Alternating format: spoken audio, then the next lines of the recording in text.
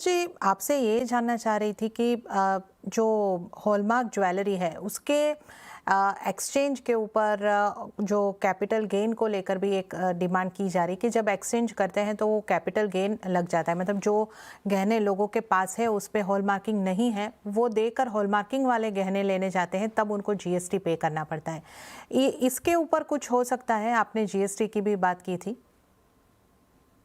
देखिए, जीएसटी वैसे तो बजट का हिस्सा नहीं होता है, लेकिन जिस तरीके से गोल्ड के रेट बढ़े हैं, उस वजह से ये कैपिटल गेन या फिर एक्सचेंज में जो तकलीफें आती है, वो बहुत बड़ी प्रॉब्लम है। उसके ऊपर ज़रूर सरकार ने ध्यान देना चाहिए।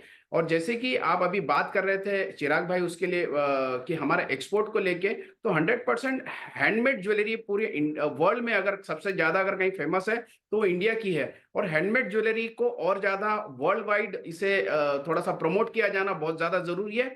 क्योंकि आप देखेंगे यूरोपियन नेशंस या फिर यूएस देखेंगे या और भी जितने भी कंट्रीज है, सभी जगह में हैंडमेड अगर ज्वेलरी पसंद की जाती है तो वो केवल और केवल इंडिया की ज्वेलरी है। क्योंकि यहाँ पे एक तो वर्कमैनशिप एक रीजनेबल रेट में होती है और यहाँ की जो काम करने की जो कला है वो और कहीं हो नहीं सकती। ये एक बहुत बड़ी बात है। इसको अगर हम लोग और थोड़ा सा प्रचार और प्रसार के होता है, तो निश्चित तौर पे इससे भी बहुत बड़ा एक अंतर आ सकता है। जैसे कि मैंने इसके पहले भी आपको कहा है कि भारत एक टूरिज्म हब की तरह बनना बहुत जरूरी है और डेस्टिनेशन वेडिंग के लिए इसे और ज्यादा प्रमोट करने की जरूरत है। अगर डेस्टिनेशन वेडिंग के लिए जयपुर, उदयपुर जैसे हमारे पास साउथ से लेके तो नॉर्थ तक के बहुत जगह ऐसी है जहां पे बाहर से लोग आके शादियां यहाँ करें, जिससे कि यहाँ के कपड़े भी बिके और ज्वेलरी भी बिके, तो ऑटोमेटिकली इससे भी हमारा एक्सपोर्ट बढ़ सकता है। और टोटल ये all India gem and jewellery domestic council as a apex body होने के नाते हम लोग करीब करीब 10 लाख करोड़ की इंडस्ट्री को हम लोग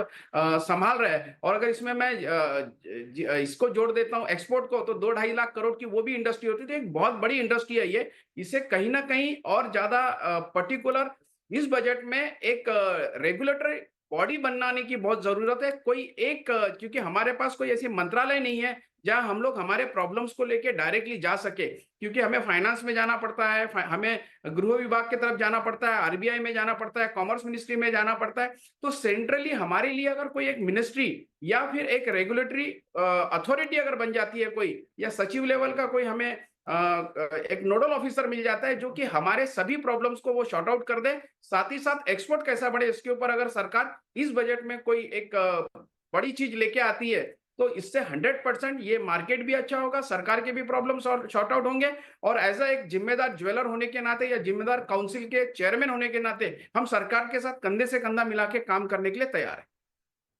तो આ પણ એક મોટી માંગણી છે કે જેમ્સ એન્ડ જ્વેલરી સેક્ટર માટે એક અલગ મંત્રાલય હોય કે અલગ નોડલ ઓફિસર હોય, તો એક અહીંયા આગળથી જે સમસ્યાઓ છે કે જે પોલિસીઝ મેકિંગ છે આ ઇન્ડસ્ટ્રીને બૂસ્ટ આપવા માટે એ અહીંયા આગળથી સરળતાથી બનતી દેખાઈ શકે છે.